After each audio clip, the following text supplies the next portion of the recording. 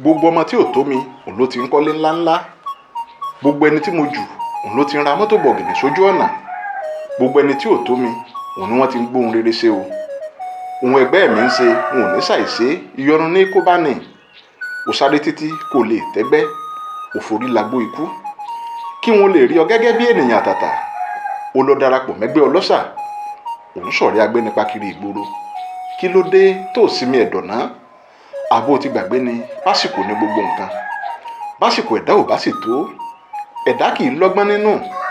Kíkí olóbùrò n ò pé kó torí èyí kó wá lọ dìmẹ́lẹ́. Bá ò bá ti sọ̀lẹ̀, tá a sì ti nítẹ́ lọ́rùn, àbùsẹ́mọ̀ ti bùṣe.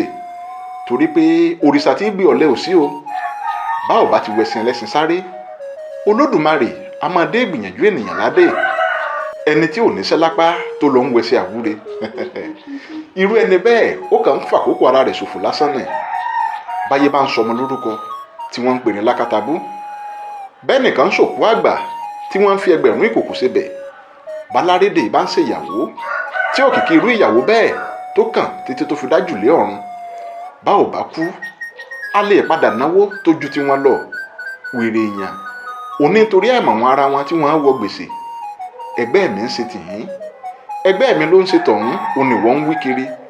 Ṣó o ti gbàgbé ni àbó ò mọ iye ẹgbẹ́ rẹ tó ti wà ní sàárè? Ẹgbàágbèje ẹni tí ò tó ọ lọ́jọ́ orí, òun ló ti tẹ́rí gbà sọ. Èèyàn tó dogún ọdún kó tó lówó lọ́wọ́, ọlọ́lá kúkú ni irú wọn. Èèyàn tó là láàdọ́ta ọdún, irú wọn ti kúrò lólòsì ènìyàn. Bí ọ̀rẹ́ rẹ bá là lọ́jọ́ òní, bó o bá ti tẹpá mọ́ṣẹ́, ọ̀la tiẹ̀ náà ń bọ̀ bó bá dọ̀la. Má torí wípé ẹni tí ò tó ọ lọ́jọ́ orí ó lówó jù ọ́, kó o wá máa sáré ọ̀la débi à ń fọrùn kọ́lẹ̀.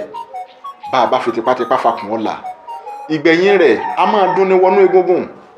Ènìyàn tí ò mọ bí ẹgbẹ́ rẹ̀ ti ń là, irú ẹni bẹ́ẹ̀ wọn a sì sáré, wọn a máa forí ṣòkú, wọn a máa forí ṣògiri kiri.